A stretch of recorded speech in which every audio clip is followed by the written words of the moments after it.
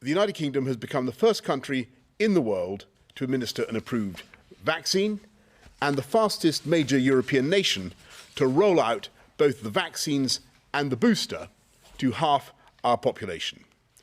We've emerged from the teeth of the pandemic before many others, retaining one of the most open economies and societies in Europe, the fastest growth in the G7 last year.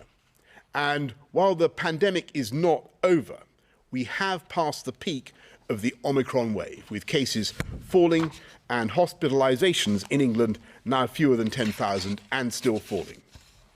And so now we have the chance to complete that transition back towards normality, while maintaining the contingencies to respond to a resurgence or a new variant.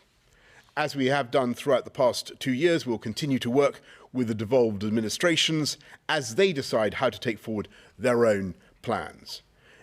In England, we will remove all remaining domestic restrictions in law.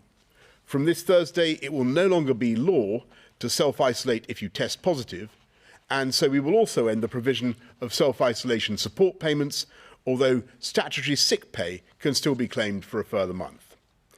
If you're a fully vaccinated close contact or under 18, you will no longer be asked to test daily for 7 days.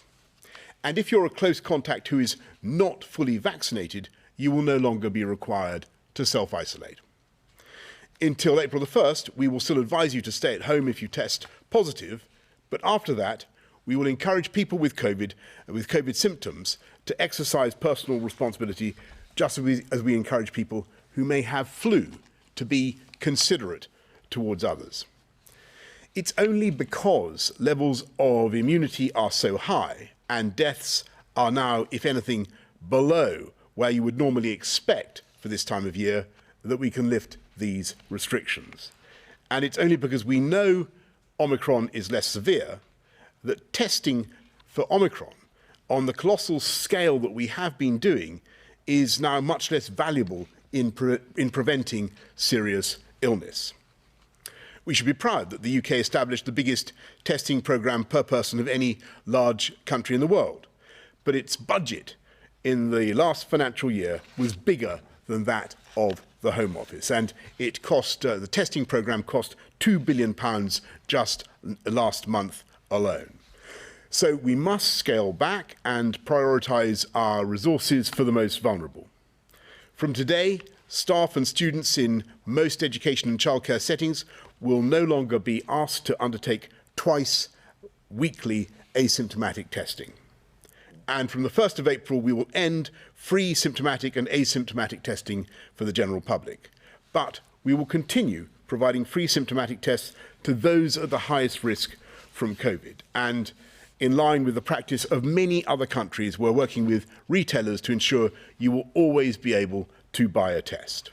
We should be clear that the pandemic is not over, and there may be significant resurgences.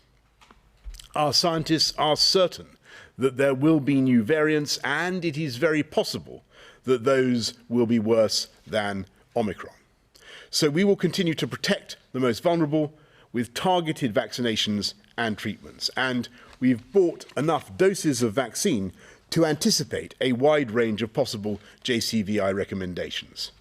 Today, this includes a new spring booster, which will be offered to those aged 75 and over, older care home residents, and those over 12 who are immunosuppressed. We will also retain disease surveillance systems and contingency measures, which can ensure our resilience in the face of future waves or new variants.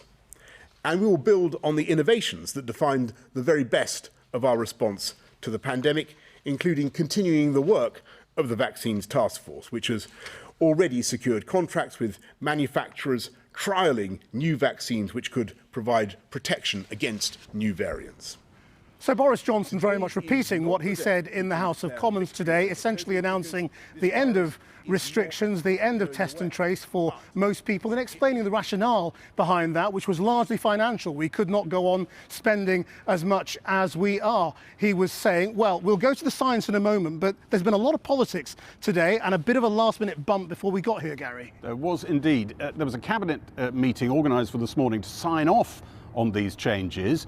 And we watched cabinet ministers go in the front door. And then moments later, we watched them spin round and come out the front door because Cabinet, with 8 minutes to go before it started, didn't actually happen. And that's because behind the scenes there was an ongoing row between the current Chancellor and his predecessor, Sajid Javid, who's now the Health Secretary. It had been going on for quite a few days. They were arguing over how much money the Health Service should have to keep bits of testing going on, particularly in the Health Service, particularly in care.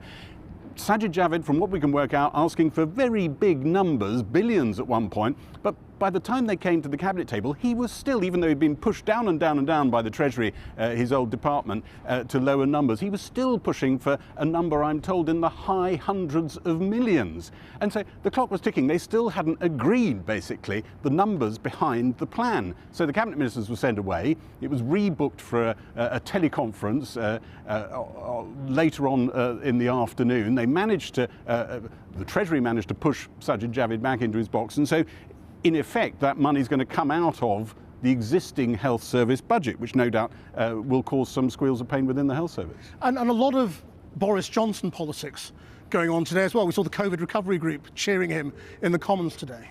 Boris Johnson, as we know, in a lot of difficulty at the moment with the potential for a fixed penalty notice, which a lot of Tory MPs say could be curtains for him.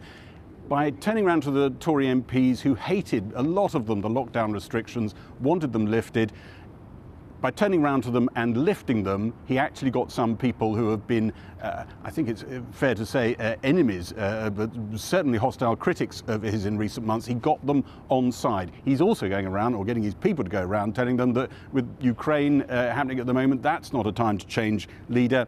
One of the great questions that's hanging around, political questions tonight, is the costs of the tests, given that they're no longer free. For people who need to take them, that question coming from a lot of directions, including the devolved assemblies, are extremely worried about that. Thanks, Gary, for now. Well, we'll go back to any revelations or interesting moments in this press conference as it goes on. But let's go to our health and social care editor, Victoria MacDonald, who joins me now from Bradford. Victoria, has he followed the science? Well, I think there is a real sharp division in the medical and science community about whether this is too soon or the right time to be doing this. On the one hand, you can see that the deaths are falling and that the case numbers are falling. I think there are some who would have preferred that we waited more towards spring, which was the original intention. Now, some of the worries that have been expressed today have been, there are a number of them actually. One was over the Office for National Statistics. There were rumours that that was going to be scaled back. That survey that has told us what those numbers were, it's been critical throughout this pandemic. Now, the Prime Minister very specifically said it would keep on doing that surveillance, but he didn't answer the question from the Leader of the Opposition about whether it would be scaled back in size. The other is, of course, about the testing. So how do you keep an eye on new variants coming in if you are not going to ask people to test, as well as the fact that people will not have to self-isolate?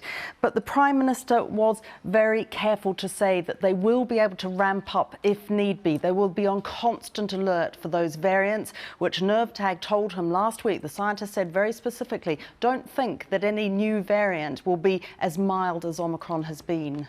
How will they know if they're not testing us anymore? Well, that is the point, and that is what has not been properly explained in this, except for the ONS survey, which, as I said, has been critical in being able to track the variant and to be able, the genomic testing, which has been able to pick up those variations. The other thing that was announced today, too, is that there is going to be a spring booster program for the over 75s, because we know that there is a waning of both natural immunity and of the boosters themselves. Now, I'm in Bradford, and one of the points that needs to be made about places like this is that they have not vaccinated, they are below the national average, the England average for vaccination. So there's still going to need to be a real push to try and keep people getting through those vaccination centres and getting vaccinated.